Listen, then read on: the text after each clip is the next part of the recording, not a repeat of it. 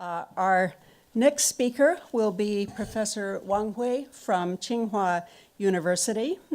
Professor Wang is currently here at Harvard as a coordinate research scholar, and together with Professor Peter Bohl is teaching a course on contemporary Chinese thought, I think, or intellectual debates in contemporary China. Professor Wang started his career as a scholar in Chinese literature, focusing especially on Lu Xun, but over time moved into the area of Chinese intellectual history. For some years, over a decade, he was co-editor of the influential journal Du Shu, and he has written a number of very important works, perhaps most influentially his 4-volume work, The Rise of Modern Chinese Thought. Wang is not a newcomer to the Harvard Yenjing Institute. He's been here previously as a research associate, and also in 2010 was a Pusey Fellow at the Harvard Yenjing Institute. And in that year, in 2010, he was also Harvard Yenjing's keynote speaker at the Association for Asian Studies. So it's a great pleasure to welcome back Professor Wang.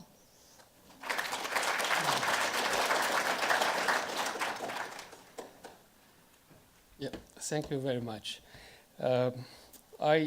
When I got this title, the Asian Studies in Asia, it reminded me of the early experience. The first time when I heard this topic, Asian Studies in Asia, was in the beginning of the 21st century when the Ford Foundation founded a program as Asian Studies in Asia. I was invited to interview the applicants in Beijing, and which was quite interesting for me. There's some discovery. It's interesting because I suddenly realized that when I interviewed those applicants, many of them came from like Guangxi, Yunnan, Sichuan, as well as Beijing.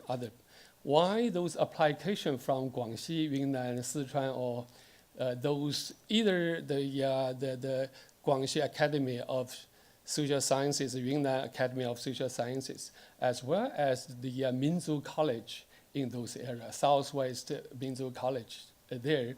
So because a lot of the scholarship on the area studies, especially Southeast Asia, were focused on that regions. It's very close to Vietnam, Burma, and Thailand, and other Southeast Asia, or some other places to the Tibet and India, and Nepal. So these were from these different regions, which also the first time, even for me, to remind us, so what is Asia for Chinese? What's the meaning for Chinese? Because before that, we thought that the Chinese is an Eastern Asian country. But actually that the Eastern Asian was, as a category, was very difficult to define China properly, because China could be thought as an Eastern Asian country, Southeast Asian country, Central Asian country in Xinjiang or other areas. So these are very diversified, the country, and also the different linkages. And these also reminded me of 2 intellectual projects. One, the Professor Park already mentioned that the Inter-Asia Cultural Studies, which was also emerged in the beginning of this century. And another, almost at the same time, initiated by the Professor Naoki Sakai and Brett DeBerry, who were based in Cornell, but trying to launch a project which entitled The Traces. We plan to publish that in 4 or 5 languages. We did that in English, in Japanese, in Chinese, in Korean. That's originally, and then try to plus in Spanish, German, and so on and so forth. The basic idea was trying to challenge that English hegemony, because we're trying to search for the self-expression, for allow the people to write in their own language and published through the translation, multilingual translation. That was a beautiful idea, but extremely difficult project. So only existed for a certain period. Now, I don't know whether or not it's died or not yet. But still, the idea was remain there. And another project, Inter-Asia Cultural Studies, is much more successful and still among the cultural studies. But that project mainly is published only in English. So though the contributors came from different countries in Asia, but published in English. So which also means that on the one hand, you have these kind of intellectual projects try to challenge the traditional Asian studies, but actually you have to work with the English.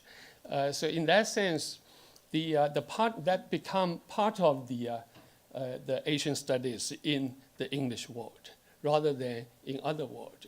Though they are influential, they try to, but it's very difficult because once you publish it in English, not in Chinese or Korean, then it's very difficult to follow up the progress in that society. It is really another issue because it's that the local people will not that enthusiastic for these kind of the journals, but still the people mainly, the contributors came from the colleges and universities who were mainly come from those with the links with the English world. So this is the three projects, Asian Studies in Asia, Inter-Asia Cultural Studies, and the Traces were three projects, which also remind us that Professor Park also mentioned that the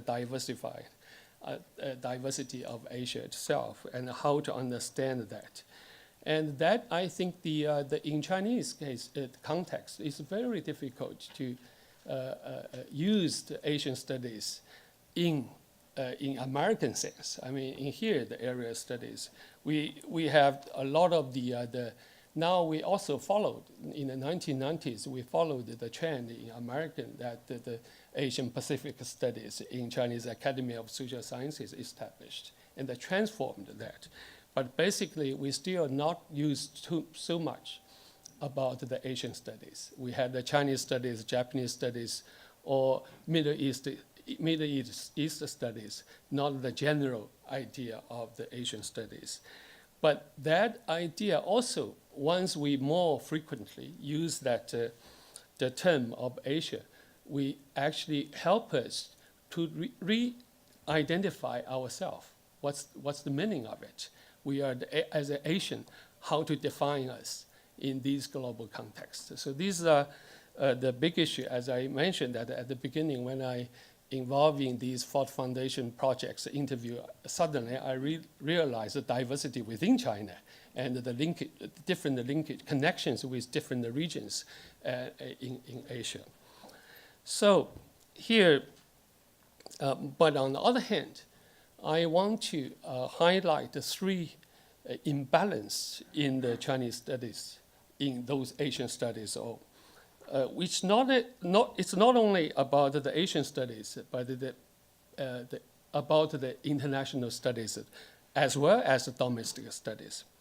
The first imbalance is that the last 30 years, the most of the developed, the scholarship was mainly about concerning the developed countries, especially America, Japan, and the European studies.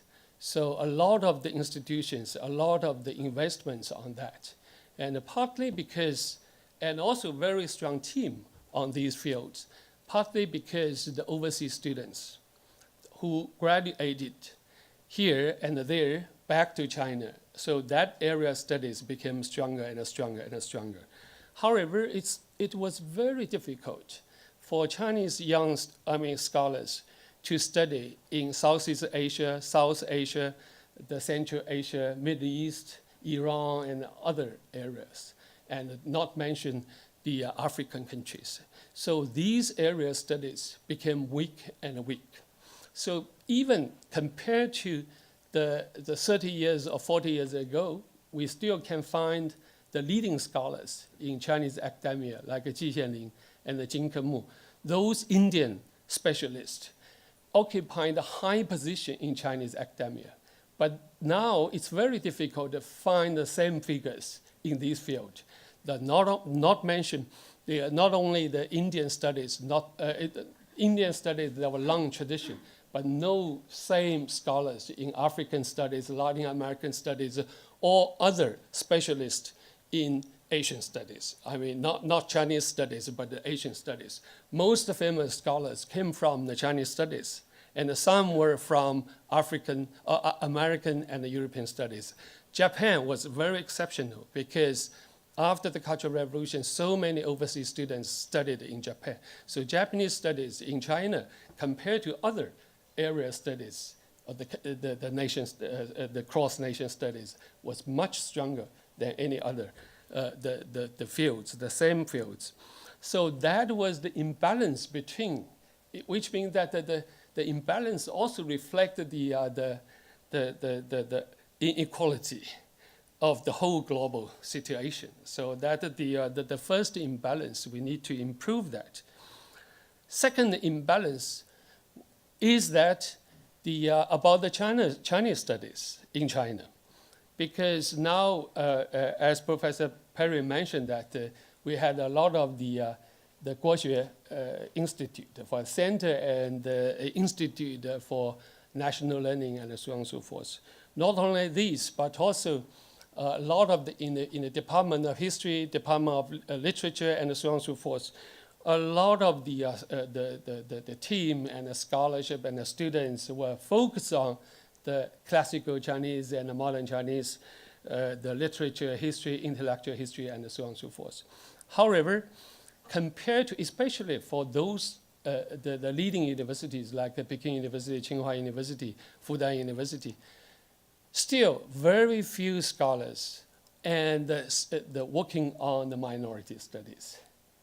Of course, like Tibetology, Mongolian studies, or not mention some small the minority studies. These were partly because after the 1950s, China established the system, that the Minzu College system. In the central Minzu University, with the Minzu, it's very difficult translation because before that we used the nationalities. And now after the last decade, they follow the American way to use the ethnic studies. But now people feel it's very difficult to translate. They don't know how to translate the Minzu into nationality, nation, ethnicity, and so on and so forth. So they just translate that as a Minzu. So if you look at the Minzu University. So those universities is a system, and a lot of the students from Tibet, from Xinjiang, from Guangxi, Yunnan, they actually went to these universities for the training. So anthropology and then Minzu studies and others were focused on these areas. So, but that gave the difficulties for the real interaction between the social science and humanities as well as the interaction with those Minzu studies. So now it's also the imbalance in I also talked to the professors from Peking University. We calculated how many the students in the fields like sociology, political science came from these regions, try to focus on these regional studies within China. It's very few. It's very few. This is a second imbalance, I think, we need to improve. And I actually made the suggestion that we need to change the structure of that. Move, not only focus on these Minzu studies, minority studies in Minzu college system, but move a lot into the normal universities, especially for those leading universities. The third imbalance, I think, happened last years because the last year it's also followed the American model. It's largely established a lot of the think tanks in China. China had its own the think tank, like Chinese Academy of Social Sciences, or the province had their own the Academy of Social Sciences. But now they are moved to another the model, the American model for the think tanks. But these think tanks were mainly for the economic and political strategic thinking, rather than the basic studies. So because without the basic studies, it's very difficult to develop the high qualified the think tank. It's if you now now the Chinese government initiated the project, the One Belt One Road, and huge money invested on this. So that's why the Ministry of Education also want to encourage that to develop the basic the research in the universities, and especially along the road, the One Belt One Road, to develop the linguistic studies, religious studies, cultural studies, historical studies about those different nations. So which also interesting that remind us that the One Belt One Road is another category. It's not the region. It's not a simple area, but it's a really cross-border, of course. But it's how to say, there's a very different taxonomy and very different ideas for the promote these regional studies. But this is eventually it's there promote these regional studies, area studies. But the reason and the category and the idea will be very different. But these give you the motivation for these developments of new area studies.